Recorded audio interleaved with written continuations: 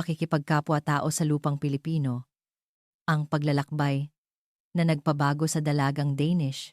Isang lubos na nakakaantig na kuwento tungkol sa isang amang Danish na natigilan sa pagbabago ng kanyang anak na babae pagkatapos bumalik mula sa Pilipinas. Sa sandali ng kanilang muling pagkikita sa paliparan, si G. Henrik, ang ama, ay hindi makapagsalita.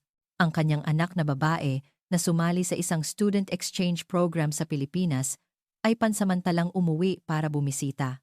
Bagamat ito ay isang masayang yakap pagkatapos ng matagal na pagkawalay, ang imahe ng kanyang anak sa kanyang harapan ay lubos na naiiba kaysa dati. Ang Denmark, isang maliit na bansa sa hilagang Europa na binubuo ng Jutland Peninsula at maraming malalaki at maliliit na isla, ay kilala sa buong mundo bilang isang welfare state at madalas na nangunguna sa mga listahan ng pinakamasasayang bansa sa mundo. Ang kabisera nitong Copenhagen ay may maayos na sistema ng mga daanan para sa bisikleta na sumasalamin sa isang pamumuhay na may malalim na pag-aalala sa kapaligiran na nakatanim na sa kanilang kultura. Ang bansa, na halos kasing laki lamang ng isang rehiyon sa Pilipinas, ay may populasyon na humigit kumulang 6 na milyon, kilala sa simpleng kultura ng pagkain at tahanan din ng mga sikat na manunulat ng mga kuwentong pambata. Si Rina, ang kaisa-isang anak na matagal nang hinintay ni G. Henrik, isang abalang propesor sa unibersidad, at Ganeng, Karen, isang may bahay, nakuha ni G. Henrik si Rina noong siya ay lampas 40 taong gulang na, kaya't ang pagmamahal na ibinuhos nila sa kanya ay natatangi at malalim. Noong bata pa si Rina, sa tuwing siya ay madarapa at iiyak, agad silang tatakbo para aluin siya. Kung mayroon siyang nais, gagawin nila ang lahat ng paraan upang maibigay ito sa kanya. Para sa kanila, si Rina ay isang hiyas sa kanilang mga kamay. Anumang gawin niya, ay hindi nila kailanman ikinalulungkot. Ngunit habang lumalaki, nagsimulang magpakita si Rina ng mga katangiyang naiiba sa kanyang mga kaedad. Siya ay isang batang madalas magalit. Sumasabog ang emosyon dahil lamang sa maliliit na bagay at hindi makabuo ng magandang relasyon sa kanyang mga kaibigan. Marahil ay may kaluluwa ng isang alagad ng sining ang batang ito. Sinusubukan ni G. Henrik na kumbinsihin ang sarili. Sinabi naman ni Gaengeng, Karen, sa kanyang asawa, "Wag na nating ikumpara ang anak natin sa ibang bata." Ngunit sa kaibuturan ng kanilang mga puso, parehong nag-aalala ang mga magulang na kung lalaki ang kanilang anak sa ganitong paraan, baka ihiwalay siya ng lipunan. At dumating ang isang nakatakdang pagtatagpo na nagpabago sa buhay ni Rina. Ito ay noong makilala niya ang isang Pilipinang exchange student.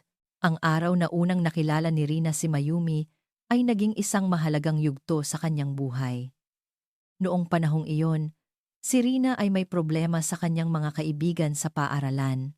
Sa tuwing may hindi pagkakasundo sa klase, madalas siyang sumabog sa galit, nakakasakit ng damdamin ng mga kaibigan, o naghahagis ng mga gamit. Siyempre, si Rina mismo ay nakakaramdam ng pagsisisi pagkatapos, ngunit hindi niya maintindihan kung bakit hindi niya makontrol ang kanyang sarili, at lalo pa siyang nalulungkot dahil dito. Nakita ng kanyang mga magulang ang sitwasyon, at nagpasya silang kumuha ng isang tutor, hindi para pabutihin ang kanyang mga marka, kundi dahil sa pakiramdam nilang kailangan ni Rina ng isang taong makakasama at tutulong sa kanyang kumalma. At ang ipinakilala sa kanila ay si Mayumi, ang exchange student. Ang unang pagpunta ni Mayumi sa kanilang bahay ay nagpakita ng isang dalagang may mahinahong kilos at mukhang mas matanda ng ilang taon kay Rina. Ang kanyang mabait na ngiti at magalang na pagbati ay agad na nagbigay ng kapanatagan kay Geng. Ang kanilang unang aralin ay ang pagpapalitan ng mga simpleng salita sa pagitan ng Danish at Filipino. Nang bigkasin ni Rina ng tama, ngumiti si Mayumi at sumagot, "Magandang araw po." At ipinarinig niya ang tunog na iyon ng paulit-ulit. Kakaiba. Ngunit nakaramdam si Rina ng kaginhawaan. Hindi lamang dahil tinanggap ang kanyang mga salita, kundi dahil ang pagsasalin nito sa wika ng ibang bansa ay nagparamdam sa kanya na tila lumawak ng kaunti ang kanyang mundo. Gayunpaman, hindi pa rin tuluyang nawala ang mga pagsabog ng galit ni Rina. Isang araw, biglang nabago ang kanilang nakatakdang iskediul ng pag-aaral, na ikinagalit ni Rina ng husto, kaya't nabali niya ang isang upuan. Agad na naging tensyonado ang kapaligiran sa silid. Hindi alam ni Gnang, Karen kung ano ang gagawin, ngunit si Mayumi ay hindi nataranta. Tumingin siya ng diretso sa mga mata ni Rina at sinabi sa isang mahinahong boses. Siguradong nasasaktan ka, Rina. Naiintindihan ko ang nararamdaman mo. Sa sandaling iyon, naramdaman ni Rina na tila may kuryenteng dumaloy sa kanyang puso. Noon pa man, laging sinasabi sa kanya ng mga nakatatanda na kailangan niyang magtimpi. Ngunit wala pang sinuman ang sumubok na unawain ang kanyang damdamin. Ngunit iba si Mayumi. Hindi niya itinanggi ang galit ni Rina. Sa halip ay ginamit niya ang mga salita upang ipahayag ang sakit at lungkot na nakatago sa likod ng galit na iyon. May nakakaintindi na sa akin, naisip ni Rina. At humagulgol siya. Ang pangyayaring ito ang nagpatibay sa kanilang relasyon. Madalas purihin ni Mayumi ang mga likhang sining ni Rina sa isang tiyak na paraan. Halimbawa, ang paggamit mo ng mga kulay ay kakaiba o ang hugis na ito ay mukhang napakatatag. Iginagalang niya ang kaluluwa ng pagiging alagad ng sining ni Rina at binigyan siya ng espasyo upang malayang maipahayag ang sarili. At ang pinakakahanga-hanga ay ang mga kwento ni Mayumi tungkol sa kulturang Pilipino. Sa Pilipinas, pinahahalagahan namin ang pakikipagkapwa-tao. Kahit magkaiba ang mga opinyon, nagtutulungan pa rin ang mga tao at inuuna ang pamumuhay ng may harmonia at kasiyahan. Para kay Rina, ang mga salitang iyon ay tila nagbukas ng isang pinto patungo sa isang bagong mundo. Natutunan niya na mayroong isang paraan ng pamumuhay na hindi tungkol sa pagsupil sa sariling damdamin, kundi sa pagtanggap sa pagkakaiba ng bawat isa habang nagkakaisa at nagtutulungan. Hindi nagtagal, isang matinding pagnanais na matuto pa tungkol sa Pilipinas ang nabuo sa isip ni Rina. Sa pamamagitan ng kanyang kutob, naramdaman niyang sa malayong bansang iyon na may ibang wika at kultura, mayroong isang bagay na maaaring magpabago sa kanya. Bagamat ito ay isang bagay na hindi inaasahan ng kanyang mga magulang, ang pagtatagpong ito ang humantong sa malaking desisyon ni Rina na mag-aral bilang exchange student sa Pilipinas. Mula nang makilala si Mayumi, lalong lumago ang paghanga ni Rina sa Pilipinas, ang mga kwento tungkol sa tropikal na klima, buhay estudyante, at pagkain sa Pilipinas na ikinukuwento ni Mayumi ay may matingkad na kulay na kaiba sa pang-araw-araw na buhay sa Denmark.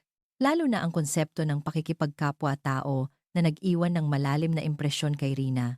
Ang pagtulong sa isa't isa habang tinatanggap ang mga pagkakaiba sa halip na pigilan ang sarili ay ang uri ng pamumuhay na matagal nang hinahangad ni Rina. Sa isang hapunan, biglang nagsalita si Rina. Gusto kong mag-aral sa Pilipinas bilang exchange student.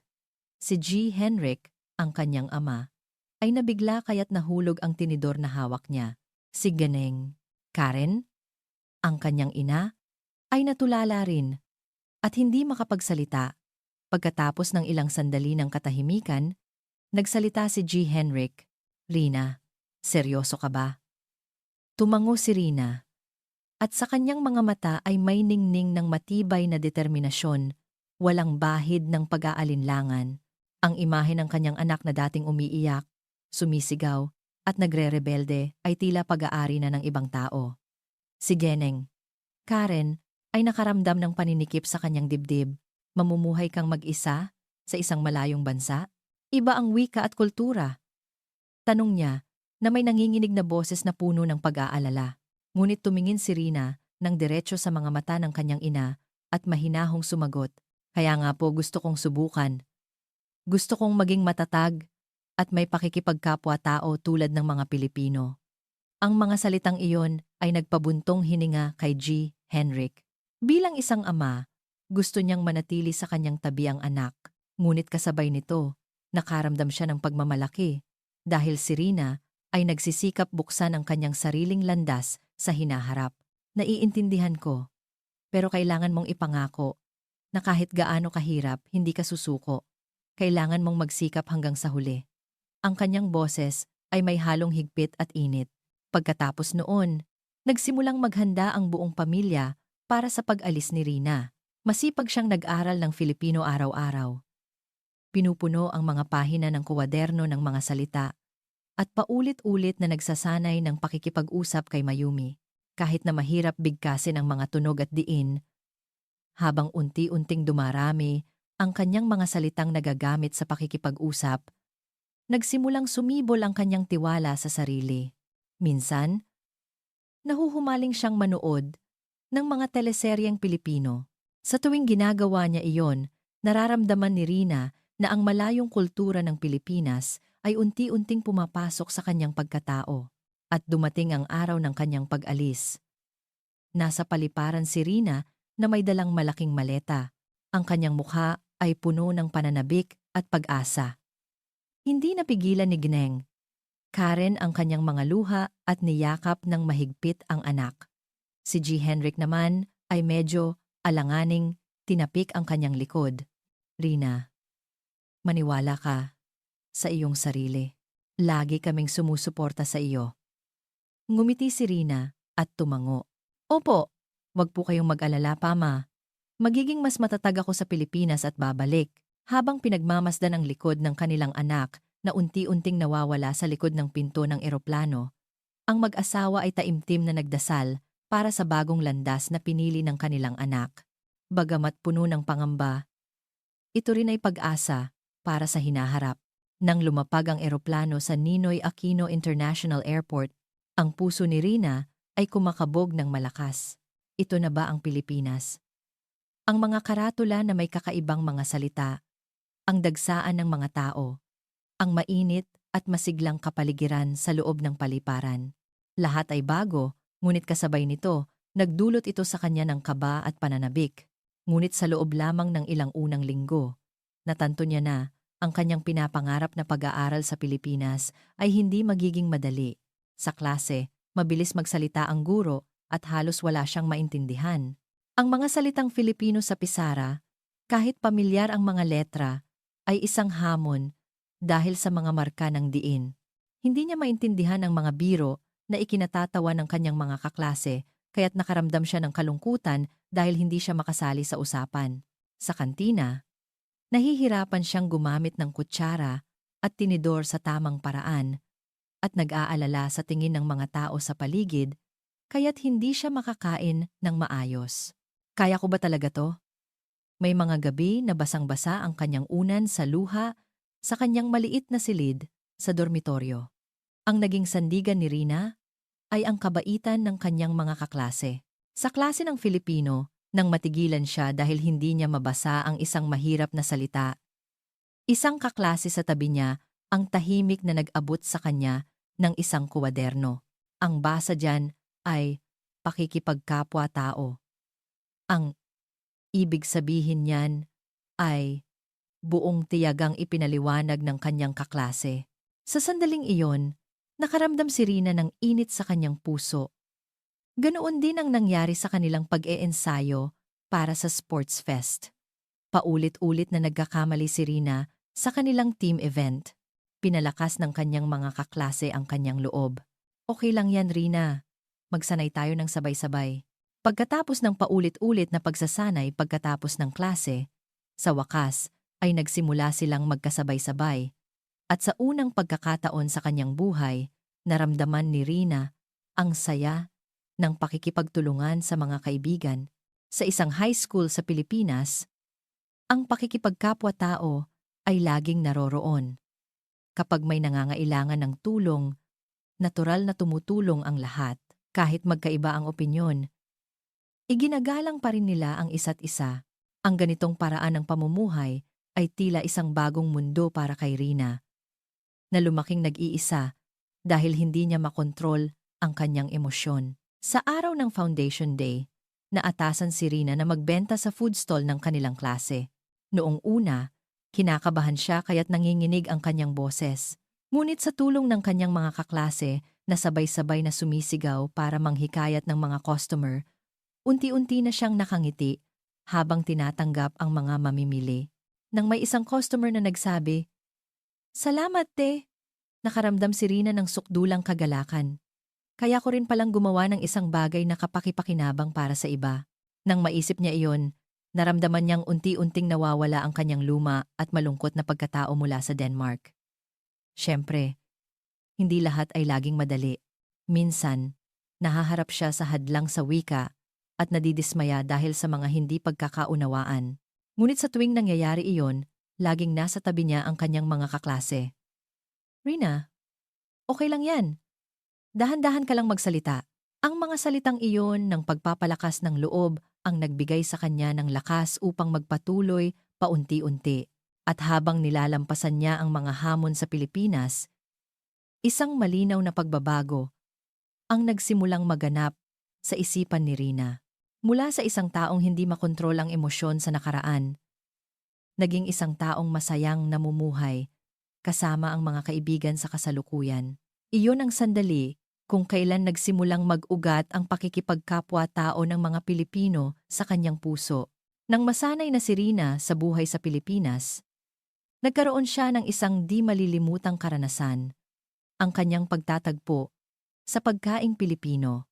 Isang araw, inanyayahan ni Liza, ang kanyang kaklase, si Rina na pumunta sa kanilang bahay at doon ay nakasalo siya sa hapunan ng pamilya ni Liza.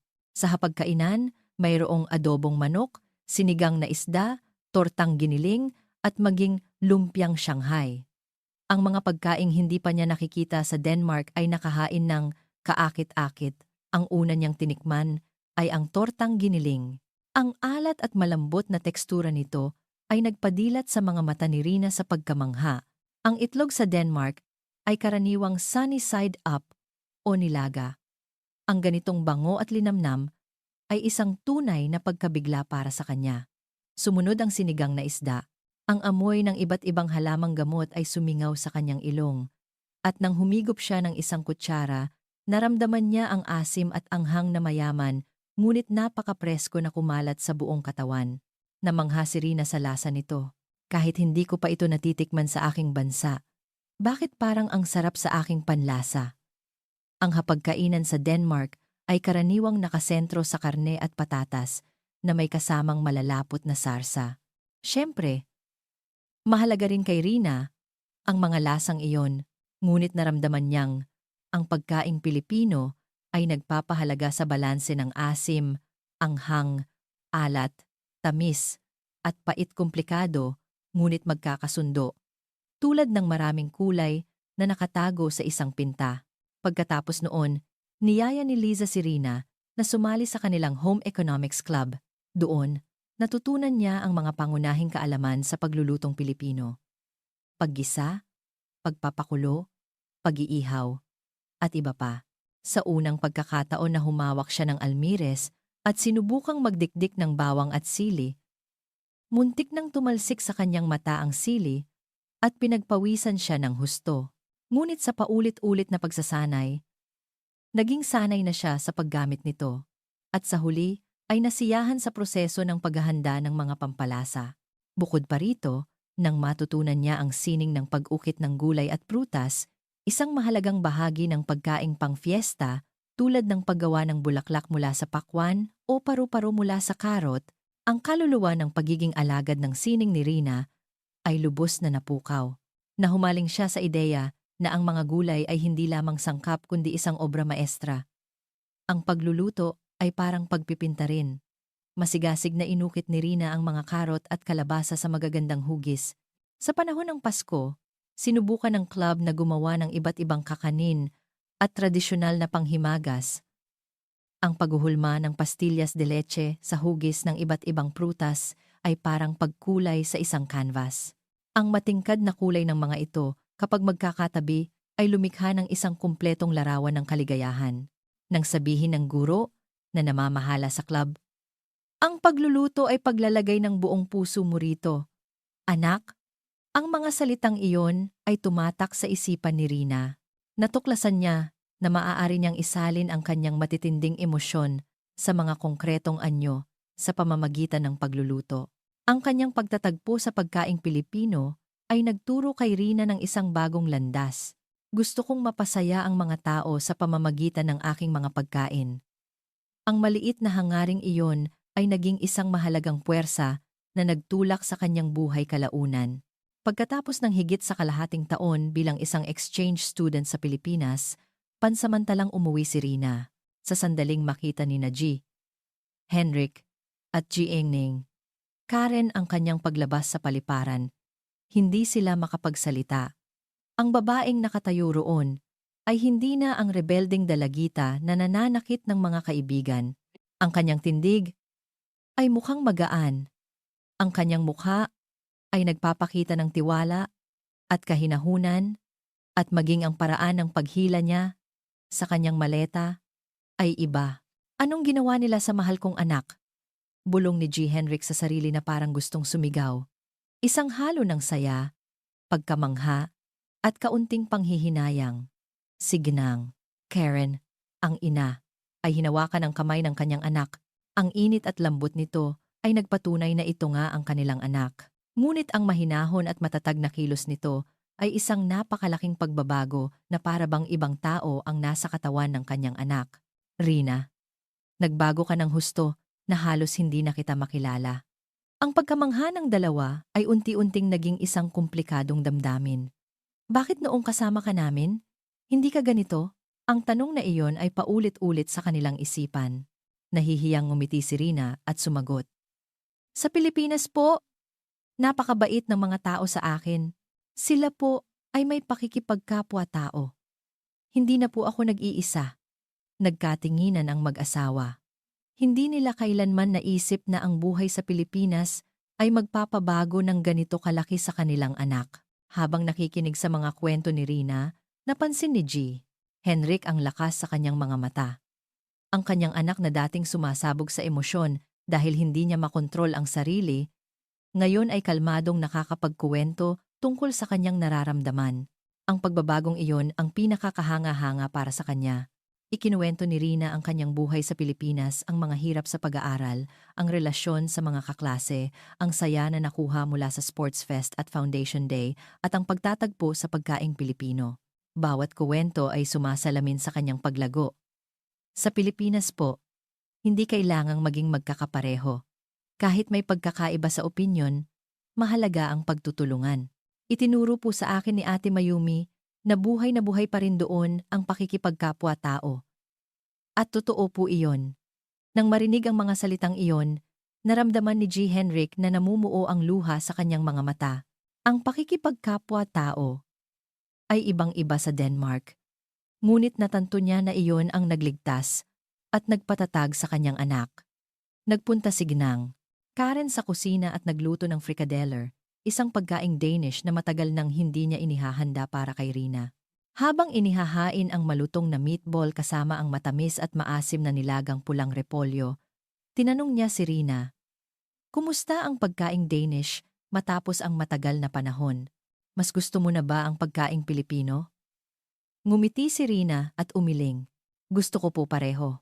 Ang pagkaing Danish ang aking pinagmulan, at ang pagkaing Pilipino ang aking hamon. Sa tingin ko, kailangan ko pareho para maging ako." Ang mga salitang iyon ay nagpatulo ng luha sa mga pisngi ni Ganeng. Karen, muling nagkasama-sama ang pamilya. Lahat ay masaya sa pagbabago ni Rina, ngunit mayroon ding kaunting pag-aalala. Kung pipiliin ni Rina ang sarili niyang landas sa Pilipinas, paano nila siya susuportahan bilang mga magulang? Ngunit sa ngayon, ang magagawa nila ay panoorin ang kanilang anak na buong pagmamalaking tumatayo sa sarili niyang mga paa. Pagkatapos bumalik sa Pilipinas, sinimulan ni Rina ang kanyang buhay na may mas positibong pananaw. Isang bagong tanong ang nabuo sa kanyang isipan. Paano ko pag-uugnayin ang pakikipagkapwa-tao sa aking likas na kaluluwa ng isang alagad ng sining? Mula pagkabata, mahilig na si Rina sa mga kulay at hugis, at madalas na gumugugol ng maraming oras sa pagpipinta. Ngunit ang pagiging abala na iyon ay minsan humahantong sa mga pagsabog ng galit at nagpapahirap sa kanyang relasyon sa iba. Dati, ikinukulong niya ang sarili sa kanyang mundo at hindi tinatanggap ang opinyon ng iba. Ngunit ang pakikipagkapwa-tao na natutunan niya sa Pilipinas ay nagturo sa kanya ng paraan upang gawing kalakasan ang kahinaang iyon. Isang araw, sa Home Economics Club, si Rina at ang kanyang mga kaibigan ay gumawa ng lumpiang sariwa. Ang pag-aayos ng mga sariwang gulay at makukulay na sangkap sa pambalot ay parang pagpipinta sa isang canvas. Nariyan ang berde ng litsugas, kahel ng karot, rosas ng hipon at puti ng bihon. Ang pag-aayos ng mga sangkap na ito ay maaaring ganap na magbago sa itsura ng pagkain. Nasiyahan si Rina sa malikhaing pag-aayos. Ngunit kung siya ang dating Rina, igigiit niyang ang kanyang paraan ang pinakatama at hindi magpaparaya. Ngayon ay iba na. Sa tingin ko, kung ilalagay natin ang karot dito, mas magiging matingkad ang kulay. Ano sa tingin ninyo? Tinanong niya ang opinyon ng kanyang mga kaibigan, nang iminungkahi ni Liza ang kanyang kaibigan. Kung dadagdagan natin ng kaunting suha dito, baka mas maging maganda tingnan, masayang tumango si Rina. Oo nga, magandang ideya yan. Ang paglikha ng isang obra nang sama-sama habang iginagalang ang opinyon ng bawat isa, iyon ang pakikipagkapwa-tao at iyon ang nagpakumpleto sa kanyang kaluluwa bilang isang alagad ng sining. Ang natapos na lumpiang sariwa ay mukhang sariwa tulad ng isang pinta at hinangaan ng lahat. Bukod pa rito, sinubukan din ni Rina ang pag-ukit ng gulay. Ang pag-ukit ng pipino sa hugis ng dahon o karot sa hugis ng bulaklak ay isang maselang gawain na nangangailangan ng matinding konsentrasyon. Ngunit para kay Rina, iyon ay isang sandali para sa kanyang sarili. Ang enerhiya sa loob niya ay naging inspirasyon upang lumikha ng magagandang obra. Nakita ng guro ng club ang kanyang mga gawa at pinuri siya. Rina, napakaganda ng iyong sining. Ngunit ang pinakakahanga-hanga ay hindi mo na ikinukulong ang sarili mo sa iyong mundo, kundi nakakalikha ka kasama ng iyong mga kaibigan. Naantig si Rina sa mga salitang iyon. Hindi ako nag-iisa. Dahil sa kanila, nakakalikha ako ng mas magagandang bagay. Nang matanto niya iyon, ang tatak na batang madaling magalit na dating nagpahirap sa kanya ay naging bahagi ng kanyang talento sa sining. Noong gabing iyon, habang nagsusulat sa kanyang tala-arawan sa dormitoryo, isinulat ni Rina, "Ang aking katigasan ng ulo ay hindi isang kahinaan. Dahil sa pakikipagkapwa-tao, nagawa ko itong kalakasan. Mula ngayon, gusto kong lumikha ng mga gawa na magpapasaya sa mga tao. Maging pagkain man o pinta, ang pundasyon ng kanyang pagpapahayag ay dapat laging may pusong handang tumulong at magbahagi sa iba." Sigurado siya rito. Ang buhay ni Rina bilang isang exchange student ay puno ng mga hamon araw-araw, ngunit bawat hakbang ay nakatulong sa kanyang paglago at humantong sa isang malaking desisyon para sa hinaharap. Sa huli, isang Sabado't Linggo, nagkaroon ng pagkakataon ang Home Economics Club na mamigay ng kanilang mga gawang kakanin sa isang community event. Kinakabahan si Rina, ngunit personal niyang iniabot ang mga pastillas at gulaman na siya mismo ang humulma at nagdekorasyon sa mga dumalo. Ang ganda! Sayang kainin! Nang marinig niya ang mga salitang iyon, isang mainit na liwanag ang kumalat sa kanyang puso. Ang kanyang katigasan ng ulo at pagkahumaling, na dating dahilan ng pagkasira ng mga relasyon, ngayon ay naging lakas na nagpapasaya sa iba. Noong gabing iyon, pagbalik sa dormitoryo, binuksan ni Rina ang kanyang tala-arawan habang nakatingin sa labas ng bintana. Gusto kong kumonekta sa mga tao sa pamamagitan ng sining at pagkain at gusto kong ipakalat ang pakikipagkapwa-tao ng Pilipinas sa buong mundo. Habang nagsusulat, naalala niya ang sinabi ng kanyang ama, si G. Henrik. Kahit gaano kahirap, hindi ka susuko. Kailangan mong magsikap hanggang sa huli. Ang pangakong iyon ay laging nagsilbing inspirasyon sa kanya. Sa wakas, dumating na ang panahon para pag-isipan ang hinaharap. Nang malapit na siyang magtapos, nagpasya si Rina ng walang pag-aalinlangan. Gusto kong seryosong pag-aralan ang pagluluto ng pagkaing Pilipino. Nang sabihin niyang gusto niyang mag-enroll sa isang culinary school, naramdaman ni Ginang, Karen ang halo-halong pananabik at pagmamalaki na halos manginig siya. Magiging chef ka. Sandaling nanahimik si G. Henrik, ngunit sa huli ay tumango ng mariin. Rina, kung iyan ang landas na pinili mo, susuportahan kita ng buong puso.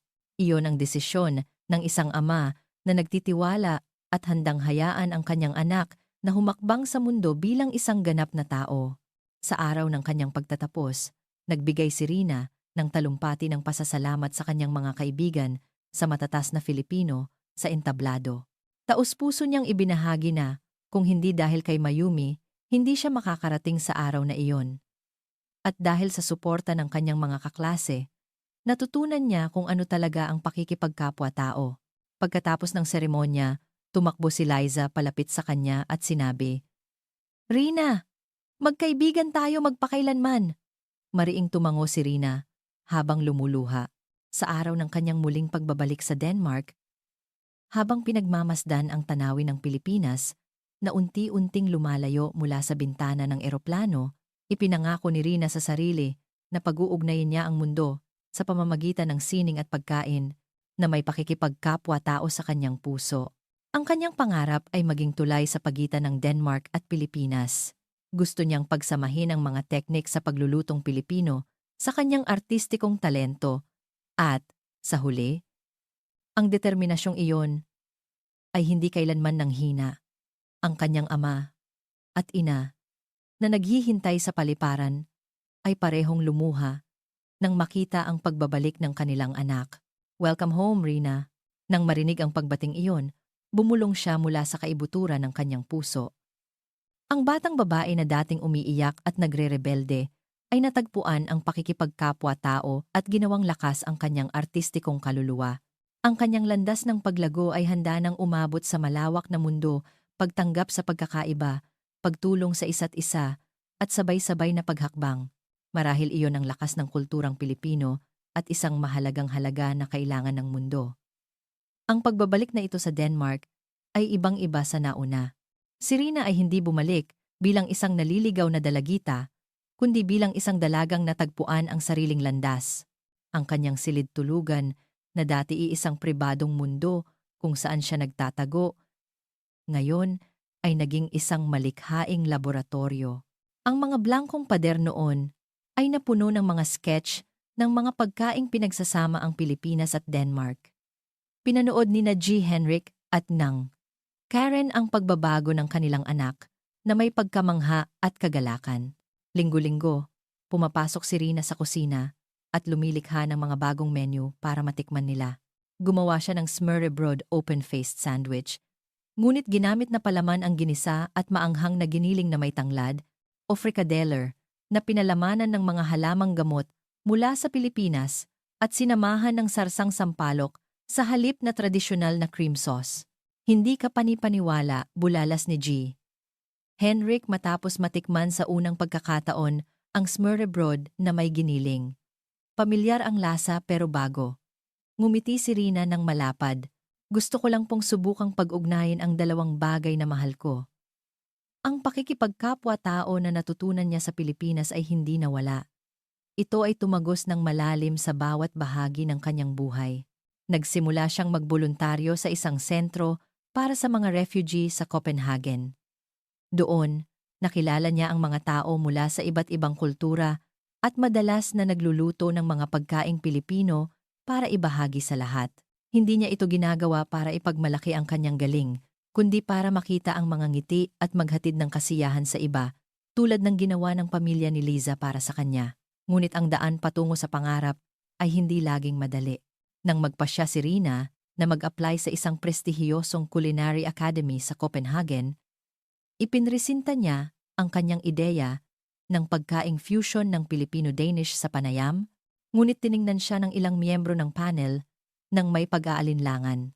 Ang pagkaing Pilipino ay dapat Pilipino at ang pagkaing Danish ay dapat Danish. Sabi ng isang propesor ng malamig, ang paghahalo ay nawawala ang pinagmulan ng parehong kultura. Ang pintas na iyon ay nagpalungkot kay Rina, ngunit hindi siya sumuko. Naalala niya ang kanyang pangako sa kanyang ama. Kahit gaano kahirap, kailangan mong magsikap hanggang sa huli. Sumagot siya ng magalang ngunit may paninindigan.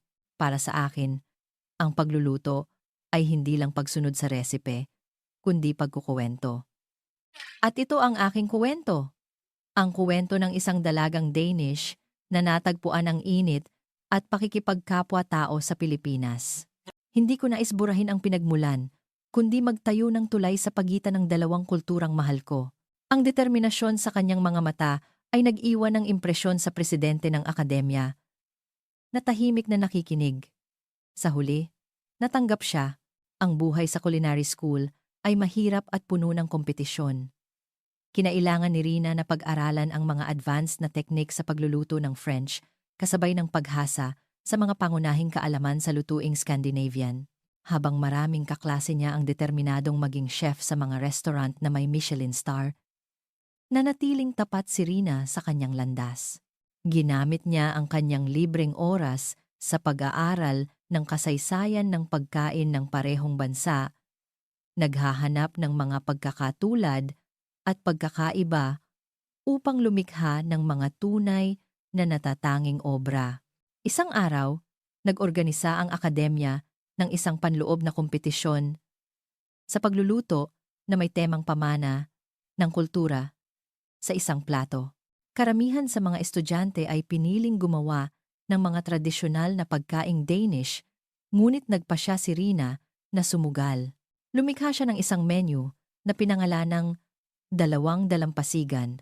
Ang kanyang pangunahing putahe ay isdang bacalao cod mula sa North Sea, na inihaw gamit ang teknik ng Danish hanggang sa maging malutong ang balat, ngunit binuhusan ng sarsang curry na siya mismo ang nagdikdik ng mga sangkap, sinamahan ng niligis na patatas na may tanglad at ensaladang gawa sa mansanas ng Danish at suha. Nang tikman ng mga hurado ang kanyang pagkain, lahat sila ay natahimik sandali bago nagsalita ang presidente. Ito ay hindi lang fusion cuisine. Ito ay isang dialogo sa pagitan ng dalawang kultura. Komplikado ang lasa, magkakasundo, at higit sa lahat, napakasarap. Nanalo si Rina sa kompetisyon noong araw na iyon. Ang tagumpay na ito ay hindi lamang isang gantimpala, kundi isang patunay na posible ang landas na kanyang pinili. Ang kanyang kwento ay nailathala sa isang lokal na food magazine at nagsimula siyang makilala bilang ang batang chef na nagtatayo ng tulay sa pagitan ng Copenhagen at Manila. Pagkatapos ng kanyang pagtatapos, nakatanggap si Rina ng mga alok mula sa maraming sikat na restaurant, ngunit tinanggihan niya ang mga ito. Inipon niya ang kanyang premyo at pera mula sa part-time na trabaho upang bumalik muli sa Pilipinas. Ngunit sa pagkakataong ito, hindi siya bumalik bilang isang exchange student kundi bilang isang naghahanap ng kaalaman. Nilakbay niya ang iba't ibang rehiyon ng Pilipinas upang matutunan ang iba't ibang lutuing lokal. Pumunta siya sa isang maliit na nayon sa Baguio upang matutong magluto ng pagkaing hilagang Luzon mula sa isang lokal na ina. Nagpunta sa Pampanga para pag-aralan ang masalimuot na lutuing Kapampangan at nagtungo sa Cebu para alamin ang mga sikreto ng lutuing Bisaya mula sa pamilya ng isang kaibigan. Saan man siya magpunta, nagpapalitan siya ng kaalaman. Ibinabahagi ang mga teknik sa pag-iimbak ng pagkain mula sa Scandinavia at lalong pinupuno ang kanyang puso ng pakikipagkapwa-tao ng mga Pilipino. Ang muling pagkikita nila ni Liza at Mayumi ay puno ng masasayang luha. Labis na ipinagmamalaki ng dalawa si Rina. "Nagawa mo talaga, Rina! Dinala mo ang aming pakikipagkapwa-tao para malaman ng buong mundo," sabi ni Liza, habang mahigpit na niyayakap ang kanyang matalik na kaibigan. 2 taon ang lumipas, sa isang maliit na sulok ng Copenhagen, isang maliit at maginhawang restaurant ang nagbukas. Sa harapan nito, may isang kahoy na karatula na may magandang pagkakaukit ng mga salitang pakikipagkapwa-tao. Sa loob, simple ang dekorasyon, pinagsasama ang disenyo ng Scandinavian at mga maliliit at magagandang palamuti mula sa Pilipinas. Puno ang mga mesa ng mga customer na masayang nag-uusap. Sa bukas na kusina, si Rina, na nakasuot ng puting uniforme ng chef, ay abala sa paghahanda ng pagkain na may mahinahon at tiwalang kilos, sina G, Henrik at G. Engeng. Karen ay nakaupo sa isang mesa sa sulok, pinapanood ang tanawin na may walang katapusang pagmamalaki. Naalala ni G. Henrik ang araw na sinundo niya ang kanyang anak sa paliparan. Ang araw na halos hindi niya makilala ang sarili niyang anak. Ngayon, naiintindihan na niya. Hindi kinuha ng Pilipinas ang kanyang anak. Sa halip, binigyan siya nito ng pinakamahalagang regalo, ang pagtuklas sa kanyang tunay na sarili. Nagdala ang waiter ng isang putahe sa kanilang mesa. Ito ang 2 dalampasigan na ginawa ni Rina sa kompetisyon, ngunit mas pinahusay pa. Kumuha si G. Henrik ng isang piraso ng isda at isinubo ito. Ang pamilyar na lasa ng bakalaw ay perpektong humalo sa masangsang na lasa ng curry sa isang paraang hindi ka pani-paniwala. Biglang lumabas si Rina mula sa kusina na may ngiti. Dumiretso siya sa mesa ng kanyang mga magulang. "Kumusta po?" "Perpektong perpekto, anak," sagot ni Gineng. Karen na lumuluha. Yumuko si Rina at niyakap ang kanyang ama.